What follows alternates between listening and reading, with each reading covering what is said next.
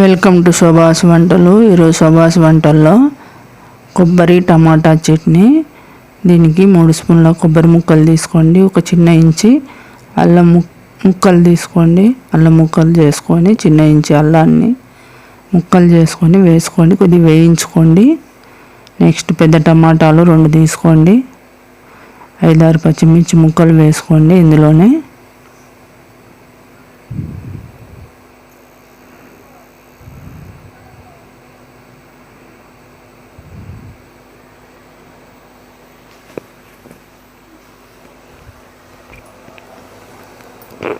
3 వెల్లుల్లి రెబ్బలు వేసుకోండి.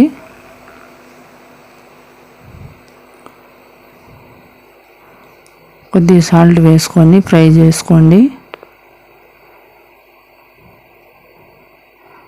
ఇది దోశ, ఇడ్లీకి, బోండాలకు చాలా బాగుంటుంది. కొద్దిగా చింతపండు 2 వేలకు వచ్చిన చింతపండు వేసుకోండి కడిగి. నెక్స్ట్ 1/2 గ్లాస్ వాటర్ వేసుకోండి. ఉడికించుకోండి మీడియం మంటలో.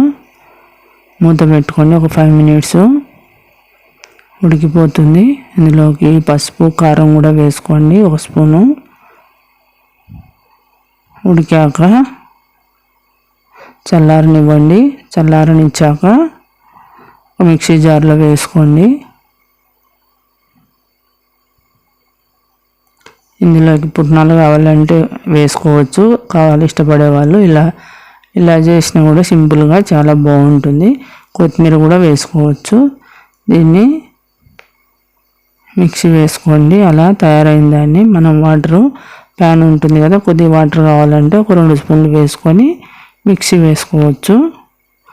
కరెక్ట్గా సరిపోతుంది.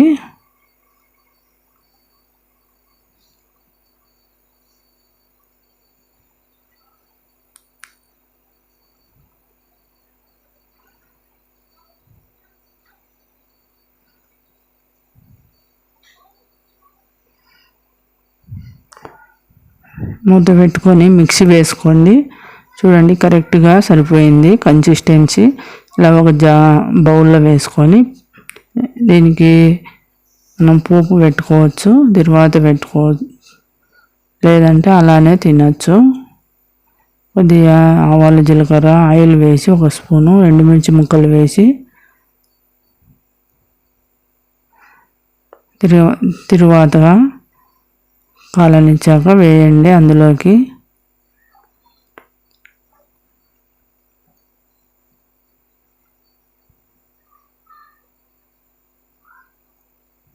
చూడండి లైట్ కలర్లో, ఆరెంజ్ కలర్లో.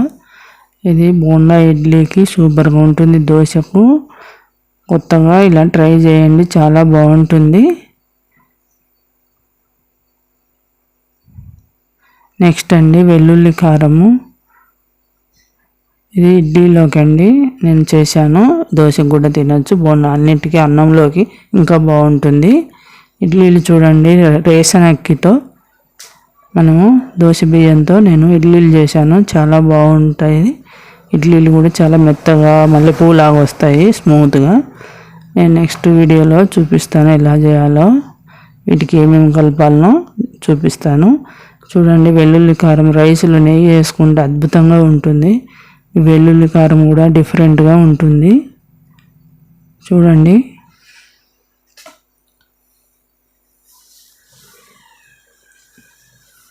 దీనికి ఒక 10 ఎండుమిర్చిలను తీసుకోండి. 20 వెల్లుల్లి తీసుకోండి, ఎక్కువ తీసుకోండి. వెల్లుల్లి కొద్దిగా ఎక్కువ ఉన్నా పర్వాలేదు. కొద్దిగా సాల్ట్, 2 వేలకు వచ్చినంత చింతపండు అండి. ఇది సింపుల్ అండి, కానీ టేస్ట్ మాత్రం అద్భుతం అండి. మీరు ఈ టేస్ట్ చూసి ఉండరు ఎప్పుడన్నా. ఎవరన్నా చూసి చేసి ఉంటే నాకు కమెంట్ చేయండి. ఆ ఎండుమిర్చిలను ఒక ర్యాక్ పెట్టుకొని అందులో వేయించుకోండి, లేదా మనము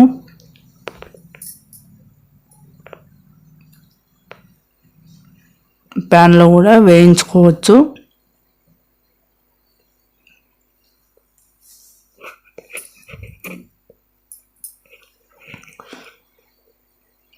అలా వేయించుకోండి. మనము ఏదైనా ప్యాన్లో కూడా వేయించుకోవచ్చు.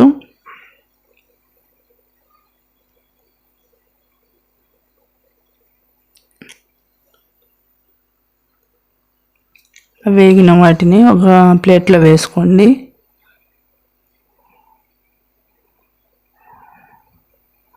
లేదా ఏదైనా ప్లక్కర్తో మనము దాన్ని వేయించుకోవచ్చు.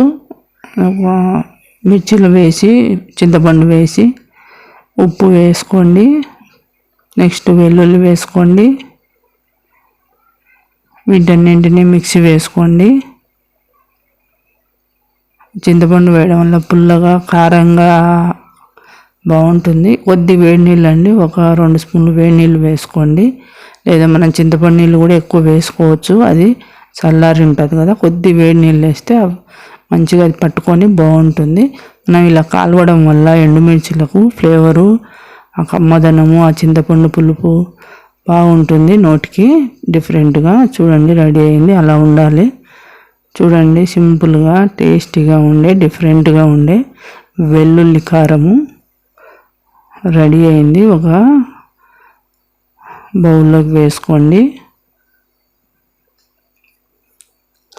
ఇలా ట్రై చేయండి. మీరు అన్నం అంతా తినేస్తారు, మొత్తం ఖాళీ చేస్తారు, అంత బాగుంటుంది. ఇడ్లీలో కూడా సూపర్, దోశకు సూపర్, అన్నిట్లో కండి. నెక్స్ట్ ఒక ప్యాన్ పెట్టుకొని కొద్ది పోపు వేసుకోండి, మనకు ఫ్లేవర్ ఇంకా బాగుంటుంది కమ్మగా. కొద్దిగా ఆవాలు జీలకర్ర వేసి కరివేపాకు వేసి కొద్దిగా ఎండుమిర్చి పోపు పెట్టుకోండి.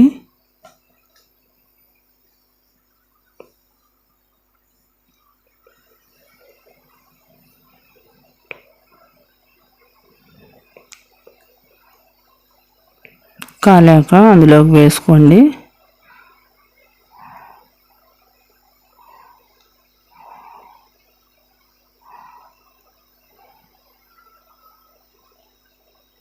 చూడండి మినపప్పు, శనగపప్పు పంటికి తగులుతూ అన్నంలోకి అయితే ఇంకా అద్భుతంగా ఉంటుంది.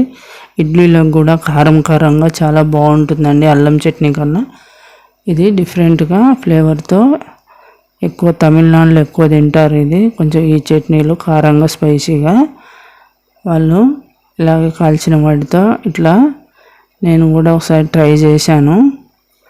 మా పక్కన వాళ్ళు చేశారు ఇలా, అందుకోసం నేను కూడా చేశాను. అది చాలాసార్లు చేశాను, నచ్చింది. అందుకోసం మీరు కూడా చూపిద్దామని పెట్టాను. ఇలా చేసుకోండి, చాలా అద్భుతంగా ఉంటుంది. కారంగా పుల్లగా డిఫరెంట్ కాల్చిన ఫ్లేవర్తో ట్రై చేయండి. నచ్చితే లైక్ చేయండి, షేర్ చేయండి, సబ్స్క్రైబ్ చేసుకోండి. Thanks for watching.